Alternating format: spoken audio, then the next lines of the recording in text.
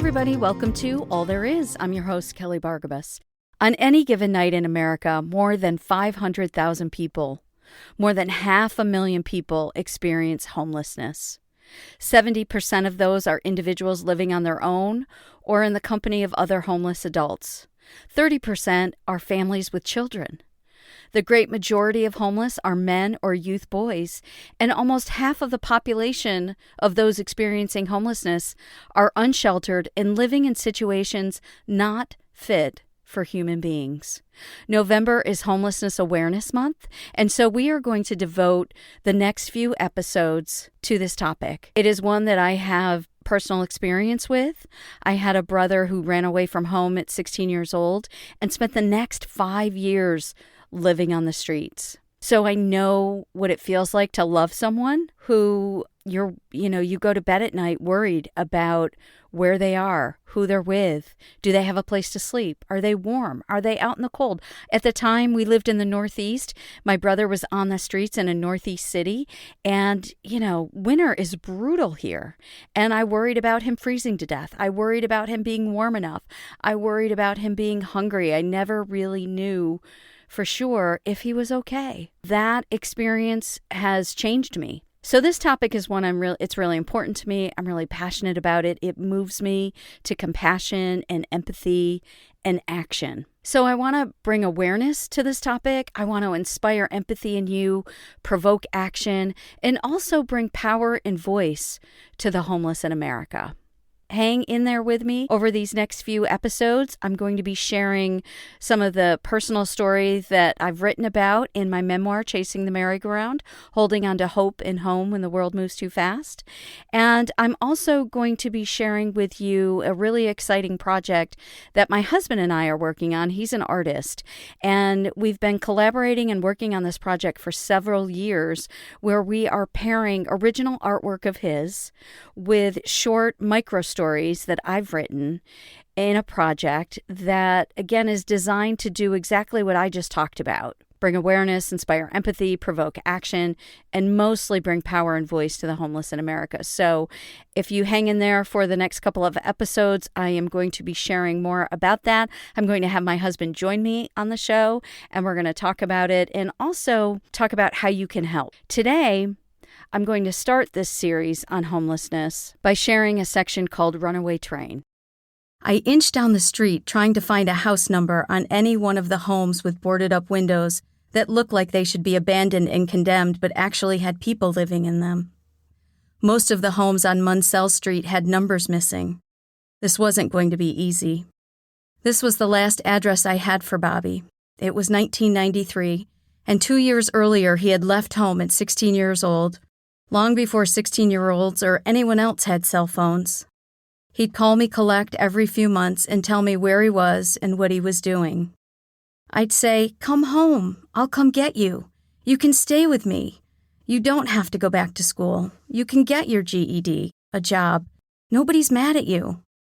He wouldn't say much. The phone calls were fast. I took notes while he talked. Streets, house numbers, people's names. Information that would be useful on my next trip to Binghamton when I needed to find him. This was also before GPS technology had replaced maps. I studied a map of Binghamton, a city in southern New York that sits near the border of Pennsylvania, and learned all the streets of the neighborhood he was usually in. If too much time went by between phone calls, I would drive to Binghamton and cruise Robinson Street or Lyon Street or Front Street. I would pull my car up to people on the corner and ask if they knew Robert. I didn't have to give a last name or description. I could usually find him this way. He had a way of meeting people. Wherever Bobby has lived, his neighbors knew him. I found him on Thorpe Street once, on his birthday, when he was staying with someone named Sharon. I took him to eat at Friendly's and then to Kmart for some jeans, socks, t-shirts, and other things he needed, like a toothbrush and deodorant. I pulled my car in front of a dark green 3-story house.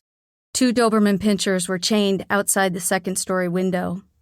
They were pacing on top of the porch roof, which had obviously served as their toilet as well. "I think this is it," I said.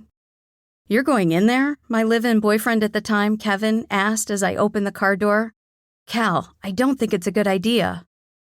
He thought it was dangerous to walk up to a strange house in a strange neighborhood and start asking questions.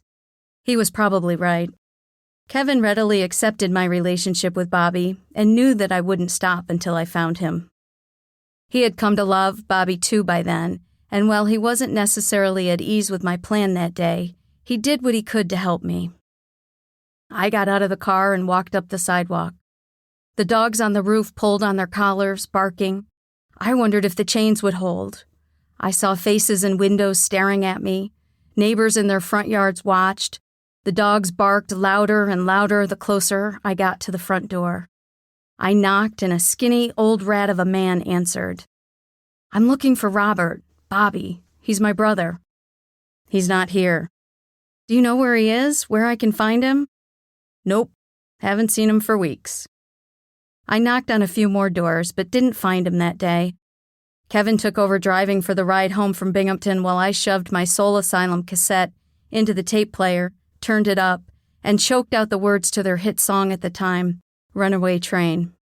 I stared out the window at a blurred slideshow of empty fields, billboards promising a different life if you shopped here or vacationed there, houses built before the highway came and bypassed them and left them to stand alone in their stubbornness. And I wondered if there was any hope for my brother. When the song finished, I rewound the tape and played it again and again. The lyrics and aching melody of that song still take me back to those days of chasing and running, with Bobby always just beyond my reach. Runaway train never going back, wrong way on a one-way track.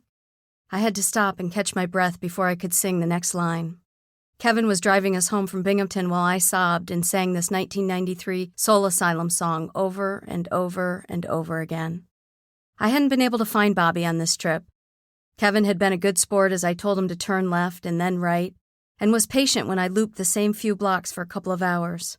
I looked and looked and looked in all the places I thought he might be. I checked all the streets Bobby had mentioned on the collect phone calls we'd had every so often, since he'd run away at 16 to live with George and Ronnie. He was 18 now, and he'd been gone for 2 years. It seemed like forever. I felt like Bobby was right there that day, within reach. He was close, I knew it. I kept expecting him to walk around the corner onto Munsell Street any minute, and I was convinced he probably showed up as soon as we turned our car north and headed home. Who knows? He could have been in that 3-story dark green house with the Doberman pinschers on the roof. He could have told that skinny rat man to lie and say he hadn't seen him in weeks.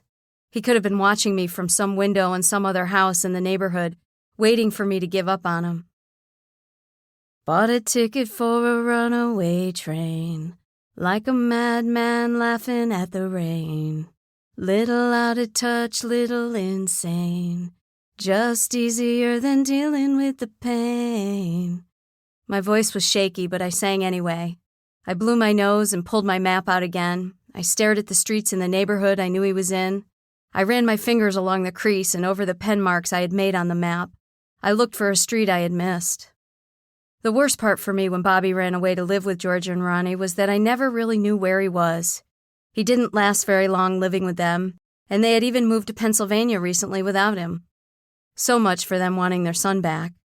After that, Bobby roamed aimlessly around Binghamton. I never had a phone number where I could reach him.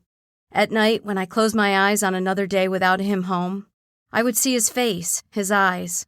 Until that moment when sleep would rescue my mind, I imagined my teenage brother wandering the streets without enough clothes to keep him warm or a place to lay his head. I imagined him hungry. I imagined people hurting him. I knew he would talk to strangers. He would offer help to anyone who needed it and give what little money he had in his pocket to whoever asked for it. I also knew that the unfamiliar streets and people would take advantage of him, steal his money, that he would trust people he shouldn't. I knew he would be scared. I remembered that when he was a little boy, he hated to sleep alone. I also knew I wouldn't stop looking for him. I would keep driving to Binghamton. I would drive down every street and knock on as many doors as I needed to. I wouldn't give up until I found Bobby and convinced him to come back home. That's it. Thanks for tuning in today. I really appreciate your time. You can go to kellybargabas.com for more information, for past episodes. If you enjoyed this podcast, please share it, like it, review it. I appreciate you. Take care.